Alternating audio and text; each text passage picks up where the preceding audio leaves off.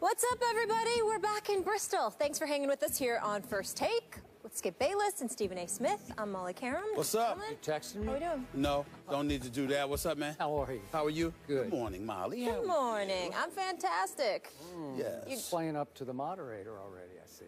That's okay. I can't It's say okay with good me. morning. It's okay with me. I don't care. I'll just sit over here by myself on my island. I don't need either one of you. Have you You're going to celebrate by yourself like Yes, I Johnny? can celebrate by myself over here. All right. My many victories on this Ernestine show. is watching. You Yeah? can't even say good morning to a young lady. That's you. That's you. That's what it is? It's okay. That's what it is? It's 2 against 1. Got those clamps on? I do. You want it to be 2 against 1. All right, let's see who's going to win today. About last night, Monday Night Football, Jay Cutler led his 24th career game-winning drive, 4th most in the NFL since he became the starter back in 2007, handing the Chargers their 5th consecutive loss. Stephen A., what are your thoughts on Cuddy now? Um, Is that all you got? Did y'all really expect it to change? I mean, what am I supposed to say? You're right, Jay Cutler led a game-winning drive, connected on a 25-yard pass to Miller, and everything is good because they beat a San Diego Chargers team who's flagrantly underachieving, who's bereft with injuries. We know that they're struggling. We understand this. It's a bad situation in San Diego, something that we plan on visiting as a topic a bit later on. Yes, we do. Having said all of that, Jay Cutler, 27 of 40, 345 yards. Yep. You know, just one interception, a pick six, but nevertheless, just one of those. You can look at him and you can say that he's playing better and what have you. Here's the discomfort I have with this conversation about Jay Cutler. Skip Bayless, people talk as if we're trying to say Jay Cutler's a scrub. He can't play. Nobody's ever said that. We know that he's talented. We know he's got a rifle for an arm. We know that he's got toughness. We know that he has athleticism, and he can play the quarterback position. And I think with the new offensive coordinator, we have seen some improvement. But he's still Jay Cutler. He's still that dude that we haven't seen smile since he signed his contract, either before or after. He's still that dude that is devoid of any motivational skills whatsoever. He's still that dude who is the quarterback for the Chicago Bears, who, by the way, listening to, now, I mean, whether it's Mike and Mike, whether it's my boy Tarico with the great John Gruden, or the list goes on, whether it's Ray Lewis with Trent Dilfer and Steve Young after the game. You know something? If I was not paying attention, I would have thought that the Chicago Bears are in tie for first place with Green Bay and Minnesota. I wouldn't think that they're 3 games back. I wouldn't think that when Green Bay and Minnesota are 6-2, that the Chicago Bears are 3-5, 2 games under 500, destined to miss the playoffs yet again with Jay Cutler as their quarterback. It amazes me. I must admit, they had me fooled. They really did. Because I was like, I literally sat up there like this. Damn, I know the Chicago, I know I wasn't hallucinating. I think Chicago has been losing. Let me go back and check the standings. Am I missing something? There's something wrong? Is the Chicago Bears suddenly winning football games and I forgot? What was I don't know what's going on here. And then I went and I said, oh, exactly what I thought. They came in the game 2-5 last night. They came into the game not deserving of being on Monday Night Football, which, by the way, the NFL needs to revisit. When you got teams that are mediocre for Monday Night Football, can we do something a week or 2 in advance to change the schedule so we don't have to see certain teams? Because I'll be the first to admit, Skip Bayless, I didn't see the end of this game. I read about it. I swear I was going to say this. That was going to be my opening salvo. I didn't see the end of this game. I knew you know you were why? watching. Because let me tell you something right now. I watched. They were down 13-0. Then I watched them come back. You understand? And pull it within 16-14. I was like, all right. Yes. It's no big deal. Yes. But I literally Giving him ammo. Fell asleep because Skip. It wasn't that I didn't think that Jay Cutler in Chicago would win. It was that I didn't care. It makes no difference to me. Why? Because they're going nowhere. Just like the San Diego Chargers are going nowhere. So to me, it just didn't move me. And I was like, are these guys, what are they talking about? Why are they acting like Jay Cutler's undefeated? It's the same old Jay Cutler. Same old stuff. He just won a regular season game. That's all. That's all. So I watched every last drop I'm of sure this you game, did. but I watch them all. Yes. And I can prove it to anyone who wants to check my Twitter timeline because I tweeted at the end of the game. In fact, just after the game ended, just in case you want to validate whether I was watching or not. Sure. But I laughed out loud when Jay Cutler threw the touchdown pass. It was a great catch by Zach Miller. But Jay Cutler, could we see what he did after this touchdown pass? He immediately went emotionally crazy. Maybe we don't have it. Yes. All right. Don't have it? Oh, we're trying to get there. There. Look at that. That's Jay Cutler that you say plays with no emotion. Look at that. Look at that. Jay Cutler, my man from Vanderbilt University, was into the football game. He's throwing fists, man. Yeah, He's into hugging it. people. We got him. We came back and won another game. Here we go. This is the new Jay Cutler. Okay. Or maybe it's the same old Jay Cutler. I don't know. Okay. But here's the point. Okay. I laughed out loud. Because I didn't see that. I didn't see that. I laughed out loud. I thought, God, somewhere Stephen A. is steaming. He's cringing over this. And then it hit me. No, he's not. He's asleep. Yeah. I knew he was asleep. That's right. He's snoring. That was Absolutely asleep. I was absolutely asleep on Jay Cutler. So I have admitted to you over the last year, you've got me on Jay Cutler because mostly he's defenseless. I can't even begin to defend him. He did go to my alma mater.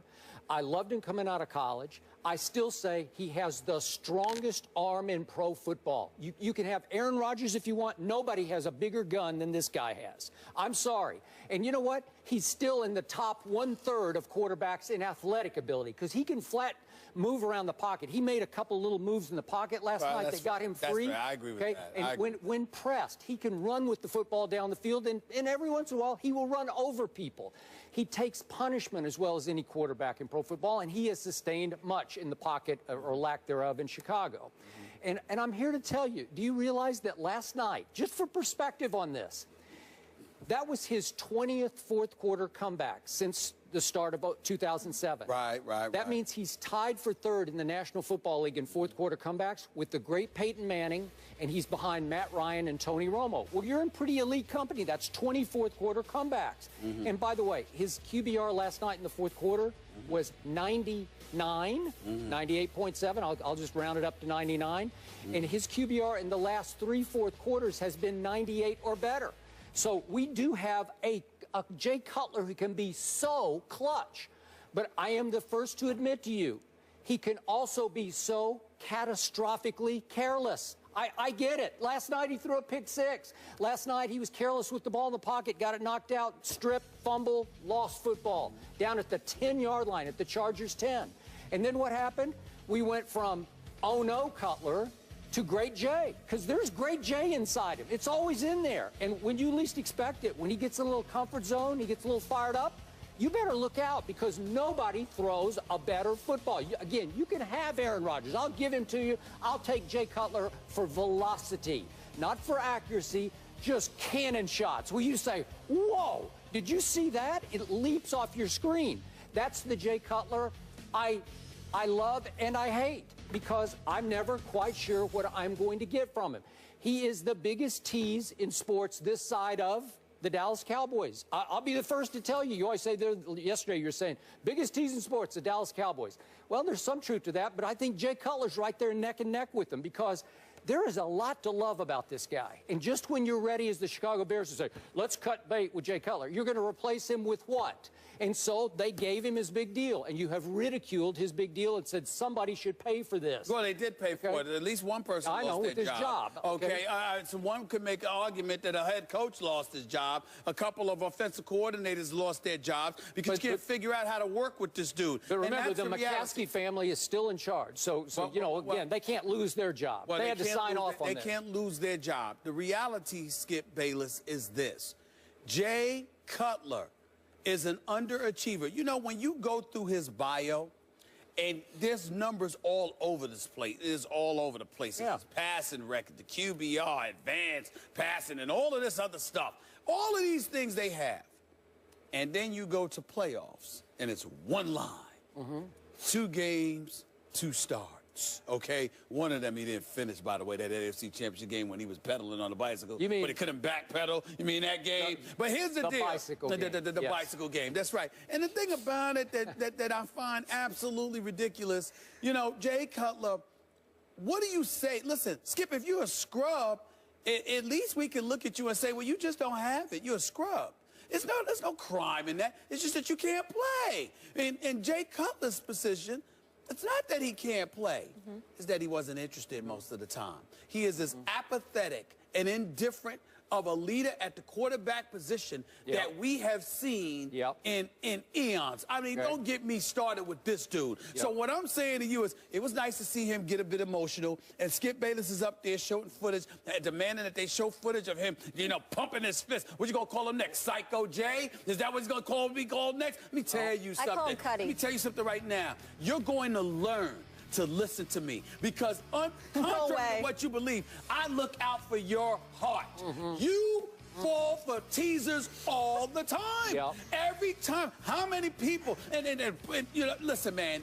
You know, listen, we all know I love me some Ernestine. How many times do you sit up there, she's got to mend your heart because some team has broken your heart, because some player has broken your heart, because you got faith in them and they let you down. When are you going to stop? She just looks at me and says, get over it. That's right. Just get over it. And you don't. And you don't. And then I got to sit up here and try to pick up the pieces because your heart is cracked in half, because once again you found yet another individual to believe in. You've got no business believing him. Don't trust him, Skip. Come to the light. Don't trust Jay Cutler. He's going to break your heart. He's going to let you down. Next week, he's going to look depressed. You can book it. Somehow, some way, this is what he does. This is what he does, Skip. And you better accept it, man. I'm tired of trying to mend your heart, man. You keep falling for this stuff.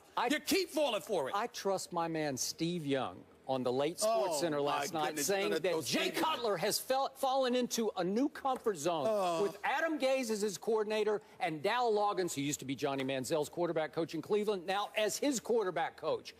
I'm starting to believe here. Maybe this is the perfect spot for Jay Cutler. And I'm going to remind you, does he have Kevin White, their first-round draft pick, that I said was going to be the best receiver in the draft? No. Nope, he does not. Hasn't had him all year. Okay. Did he have Matt Forte last night? No, he did not. No, he did not. Did he have Eddie Royal last night? Maybe his second best. I'm going on the last several years where he had all of those dudes, plus Brandon Marshall, and still couldn't get the job done. And oh, by the way, over the next 3 weeks, they are at St. Louis next week. Then they have Denver, and then they're at Green Bay. I smell a 3-game losing streak coming on board. Let's see how Jay Cutler is then. Just stop it. Wait, I mean, it's just hard to take. Hasn't Aaron Rodgers lost 2 in a row? Yes, he has. Oh. Yes, he has. Excuse me. You think the Bears are going to go to Green Bay and beat him? Maybe if they get a little healthier. Let me tell you something. You need to stop it. And by the way, it's sacrilegious to mention Jay Cutler in the same breath as Aaron Rodgers. I don't know about that. Jay Cutler, please. Jay Cutler, just stop it. He can't wait for the Aussie. I'm trying to tell you right now, he already got his vacation plan. He know where he's going. You know, he's like, how long he's going to stay there. He got the date all lined up. He probably made his vacation reservations for the first week of January before the season even began. That's who he is, okay? Wait. I'm just trying to tell you. You don't know who he is? He's this Jay Cutler. He's this guy. Yes.